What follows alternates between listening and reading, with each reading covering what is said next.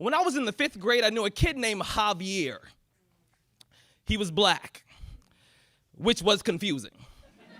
He was an African-American kid who spoke Spanish, loved country music, wore cowboy boots, played jump rope, and had a look on his face that said, I wish a motherfucker would say something. None of us said anything. For show and tell, he brings in his pet Chameleon. When he walks in, the eyes of every kid glaze over like the windows to our soul. Shook hands with the winter for the first time. A girl with box springs in her throat felt the silence, was just too heavy for her fingertips to hold on to any longer, drops the quiet like a suitcase full of habits that no one wants to keep and says, so, what's his name? He replies, I call him Rudy.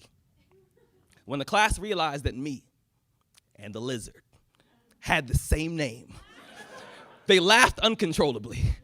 20 years later, the irony hits me over the head like an empty Heineken bottle inside of the bar fight that I call my everyday life. I get it. You see, chameleons, they have the ability to paintbrush themselves into whatever will match their surroundings. They do it so often, they probably wouldn't be able to recognize a photograph of their own skin. They think it's far better to be invisible than it is to grind their teeth into I dare you and ride their bones like a magic carpet. No steering wheel, no tires, no brakes, no battery, just bravery, just faith in a chest full of I am not dying today. Courage has never been a chameleon's best attribute, and some days it's not mine either. I was mentored by black men with brown skin who turned yellow at the sight of swollen bellies filled with half their DNA. I was taught that a woman's vagina is just an underground railroad to masculinity, that real men have tunnel vision and treat girls like subway cars, like nothing more than a space to parallel park our genitals, a hole to bury seeds and leave orchards in our rearview mirrors. They say you gotta peel a woman like a tangerine, and your job as a man is to chameleon yourself into her trees by the piece of a fruit, then leave the rats hanging crooked and confused. This is an apology to every woman that I changed colors to get inside of.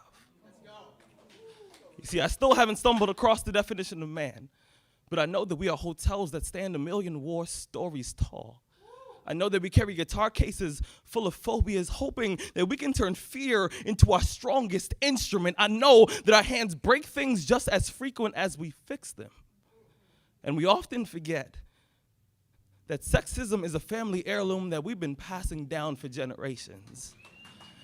As men, it's important that we start asking ourselves, what will the boys learn from us?